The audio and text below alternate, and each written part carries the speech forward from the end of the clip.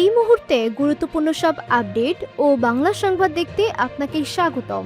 প্রথমে জানিয়ে দেব, অবশেষে মুম্বাইতে মারা গেলেন শেখ রেহানা। পদার্থবিজ্ঞানের 2 প্রশ্নে আপত্তি, ভুল প্রমাণ হলে পূর্ণ নম্বরের আশ্বাস। ফ্রান্স স্পেন সেমিফাইনালের মূল্য কত জানেন? স্রেফ চোখ কপালে উঠবে। বঙ্গোপসাগরে ট্রলার ডুবে 9 জেলের মৃত্যু, তল্লাশি অভিযান চলছে। ফিফা সভাপতির পদত্যাগ চেয়ে তার নিজের দেশেই বিক্ষোভ। সর্বশেষ জানাবো, স্বরাষ্ট্রমন্ত্রীকে প্রধান করে সংবিধান সংশোধন কমিটি, বিরোধীদের ওয়াকআউট। শিরোনাম শুনলেন, এবারে বিস্তারিত। তবে একটা অনুরোধ থাকবে, এই ভিডিওতে একটা লাইক ও কমেন্ট করে জানিয়ে দিন কোন জেলা থেকে বা কোথা থেকে দেখছেন। পদার্থবিজ্ঞানের 2 প্রশ্নে আপত্তি, ভুল প্রমাণ হলে পূর্ণ নম্বরের আশ্বাস।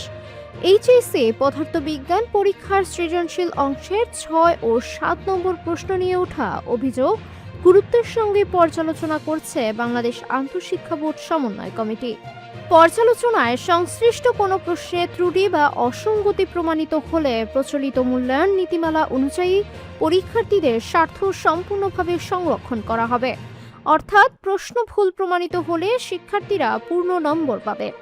সোমবার 13 জুলাই আন্তঃশিক্ষা বোর্ডের পরীক্ষা নিয়ন্ত্রক কমিটির আহ্বায়ক অধ্যাপক জেসমিন তাসলিমা বানুর সই করা গণবিজ্ঞপ্তিতে এ তথ্য জানানো হয়। বিজ্ঞপ্তিতে বলা হয়, পদার্থবিজ্ঞান পরীক্ষার সৃজনশীল অংশের 6 ও 7 নম্বর প্রশ্ন নিয়ে বিভিন্ন মাধ্যমে ওঠা অভিযোগ বোর্ড কর্তৃপক্ষ সর্বোচ্চ গুরুত্বের সঙ্গে পর্যালোচনা করছে। এতে আরও বলা হয়, অভিযোগের সত্যতা পাওয়া গেলে এমন ব্যবস্থা নেওয়া হবে যাতে কোনো পরীক্ষার্থী ক্ষতিগ্রস্ত না হন। প্রয়োজনে সংশ্লিষ্ট প্রশ্নের জন্য পরীক্ষার্থীদের পূর্ণ নম্বরও দেওয়া হবে। একই সঙ্গে বিষয়টি নিয়ে কোনো ধরনের গুজব বা বিভ্রান্তিকর তথ্য প্রচার না করতে পরীক্ষার্থী, অভিভাবক ও সংশ্লিষ্ট সবার প্রতি অনুরোধ জানিয়েছে ঢাকা শিক্ষা বোর্ড। এর আগে সামাজিক যোগাযোগ মাধ্যম এইচএসসি পদার্থবিজ্ঞান পরীক্ষার সৃজনশীল অংশের 2টি প্রশ্ন নিয়ে বিভিন্ন ধরনের আলোচনা ও অভিযোগ ছড়িয়ে পড়ে। এর পরিপ্রেক্ষিতে আন্তঃশিক্ষা বোর্ডের পক্ষ থেকে আনুষ্ঠানিকভাবে এ ব্যাখ্যা ও আশ্বাস দেওয়া হলো। ফ্রান্স স্পেন সেমিফাইনালের মূল্য কত জানেন? স্রেফ চোখ কপালে উঠবে। বিশ্বকাপের সেমিফাইনালে মুখোমুখি হচ্ছে ইউরোপের 2 পরাশক্তি ফ্রান্স ও স্পেন। বিশ্বকাপের ইতিহাসে এই ম্যাচটা হতে যাচ্ছে সবচেয়ে মহামূল্যবান। মাঠের লড়াইয়ের পাশাপাশি এটি হতে যাচ্ছে বিশ্বের সবচেয়ে দামি ফুটবলারদেরও এক মহারণ। স্পেন এবং ফ্রান্স এই 2 দলের খেলোয়াড়দের সম্মিলিত বাজার মূল্য হতে যাচ্ছে প্রায় $3.10 বিলিয়ন, প্রায় 38,243 কোটি টাকা, যা বিশ্বকাপ এর ইতিহাসে অন্যতম ব্যয়বহুল ম্যাচ হিসেবে বিবেচিত হচ্ছে। 2 দলের বর্তমান বাজার মূল্য হিসাব অনুযায়ী ফ্রান্সের স্কোয়াডের মূল্য €1.52 বিলিয়ন। অন্যদিকে স্পেনের দলটির মূল্য €1.22 বিলিয়ন। অর্থাৎ বাজার মূল্যে স্পেনের চেয়ে প্রায় €300 মিলিয়ন এগিয়ে দিদিয়ের দেশমের দল। সবচেয়ে দামি তারকাদের লড়াই। এই ম্যাচে মাঠে নামবেন বর্তমান ফুটবল বিশ্বের সবচেয়ে মূল্যবান কয়েকজন খেলোয়াড়। স্পেনের বিস্ময়বালক লামিনে ইয়ামালের বাজার মূল্য €200 মিলিয়ন। একই মূল্য নরওয়ের আর্লিং হারল্যান্ডেরও, যদিও তিনি এই ম্যাচে নেই। ফ্রান্সের অধিনায়ক কিলিয়ান এমবাপ্পের বাজার মূল্য €180 মিলিয়ন। এছাড়া ফ্রান্সের মাইকেল অলিসে এবং স্পেনের পেদ্রি গনসালেস দুইজনেরই বাজার মূল্য €150 মিলিয়ন। অর্থাৎ বিশ্বকাপের সবচেয়ে মূল্যবান 5 ফুটবলারের মধ্যে 4 জনই খেলবেন এই সেমিফাইনালে। 100 মিলিয়নের ক্লাবেও ফ্রান্সের আধিপত্য। 2 দল মিলিয়ে অন্তত 7 জন খেলোয়াড়ের বাজার মূল্য €100 মিলিয়ন বা তার বেশি। এছাড়া €50 মিলিয়ন বা তার বেশি মূল্যায়নের খেলোয়াড় রয়েছেন 22 জন। এর মধ্যে স্পেনের এমন খেলোয়াড় আছেন 7 জন আর ফ্রান্সের 15 জন। অর্থাৎ এই তালিকায় স্পেনের তুলনায় দ্বিগুণেরও বেশি খেলোয়াড় রয়েছে ফরাসি দলে। কোন বিভাগ কারা এগিয়ে? 2 দলের গোলকিপারদের বাজার মূল্য এগিয়ে স্পেন। 3 গোলরক্ষকের সম্মিলিত মূল্য €97 মিলিয়ন, যেখানে ফ্রান্সের গোলরক্ষকদের মূল্য €57 মিলিয়ন। রক্ষণভাগে অবশ্য স্পষ্টভাবে এগিয়ে ফ্রান্স। তাদের ডিফেন্ডারদের সম্মিলিত মূল্য 404 মিলিয়ন ইউরো, যেখানে স্পেনের রক্ষণভাগের মূল্য 288 মিলিয়ন ইউরো। মিডফিল্ডে আবার পাল্টে যায় চিত্র। পেদ্রি, গাবি ও সতীর্থদের কারণে স্পেনের মিডফিল্ডের মূল্য দাঁড়িয়েছে 420 মিলিয়ন ইউরো।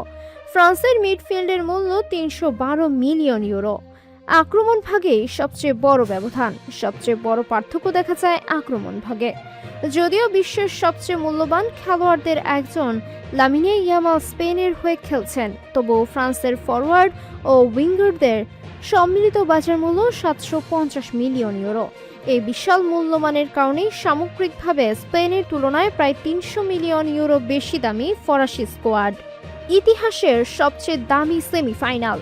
বিশ্বকাপের ইতিহাসে এত বেশি বাজার মূল্যের দুই দলকে নিয়ে সেমিফাইনাল খুব কমই দেখা গেছে। ইয়ামাল, এমবাপে, অলিসে, পেদ্রিদের মতো তারকাদের উপস্থিতিতে ম্যাচটি শুধু ফাইনালে ওঠার লড়াই নয়, বরং বিশ্বের সবচেয়ে মূল্যবান ফুটবলারদের শক্তি প্রদর্শনের মঞ্চ হতে যাচ্ছে। ফলে বিশ্বকাপের সবচেয়ে ব্যয়বহুল সেমিফাইনালগুলোর একটি হিসেবে ইতিমধ্যেই আলোচনার কেন্দ্রে উঠে এসেছে ফ্রান্স স্পেনের এই মহরণ। বঙ্গোপসাগরে ট্রলার ডুবে 9 জেলের মৃত্যু, তল্লাশি অভিযান চলছে। বঙ্গোপসাগরে এফবি মাকালি নামে একটি ট্রলার ডুবে 9 জেলের মৃত্যু হয়েছে। বাকি 6 জেলের খোঁজে তল্লাশি চালাচ্ছে প্রশাসন। জানা গেছে, গত মঙ্গলবার 2 জুলাই পশ্চিমবঙ্গের পূর্ব মেদিনীপুর জেলার দীঘার শঙ্করপুর মৎস্য বন্দর থেকে 15 জন মৎস্যজীবী নিয়ে মাছ ধরার জন্য যাত্রা করে এফবি মাকালি ট্রলারটি। বঙ্গোপসাগরে নিম্নচাপের জেরে হঠাৎ 5 জুলাই থেকে ট্রলারটির সঙ্গে যোগাযোগ বিচ্ছিন্ন হয়ে যায়। ট্রলারটি নিখোঁজ হওয়ার পরেই Digha fisherman and fish traders অ্যাসোসিয়েশনের পক্ষ থেকে দীঘা ও মন্দারমণি মেরিন পুলিশকে বিষয়টি জানানো হয়।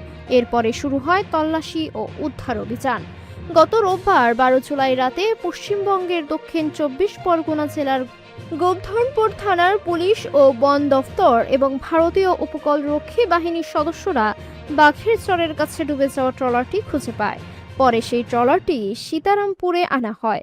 স্থানীয় প্রশাসন এবং উপকূলরক্ষী বাহিনীর সদস্যরা মিলে রাতভর উদ্ধার কাজ চালিয়ে ট্রলারের ভেতর থেকে 9 জন মৎস্যজীবীর দেহ উদ্ধার করা হয়।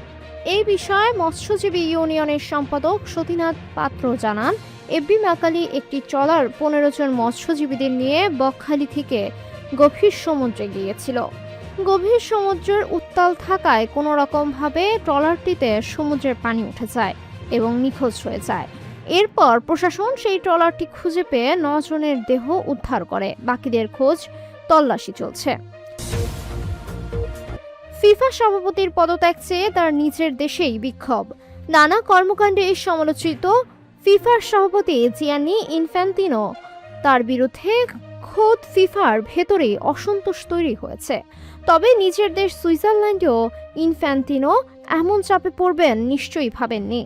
যুক্তরাষ্ট্রে অনুষ্ঠিত 2026 ফুটবল বিশ্বকাপ প্রায় শেষ পর্যায়ে। এরই মধ্যে সুইজারল্যান্ডে ফিফার বিরুদ্ধে বিক্ষোভ তীব্র আকার ধারণ করেছে। বিক্ষোভকারীরা ফিফার সভাপতির পদত্যাগও দাবি করেছেন। সংবাদ মাধ্যম বারাস দেল মুন্দো এক্সে জানিয়েছে, বিশ্বকাপ শুরুর পর থেকে চলা বিক্ষোভ আরও তীব্র হয়েছে। তাদের ভাষ্য, বিক্ষোভকারীরা খেলাধুলার বাণিজ্যিকীকরণ, প্রাতিষ্ঠানিক দুর্নীতি, রেফারিংয়ের সিদ্ধান্ত, ম্যাচ সূচি এবং ফিফার চাপিয়ে দেওয়া আধুনিক ব্যবসায়িক মডেলের বিরুদ্ধে প্রতিবাদ জানিয়েছেন।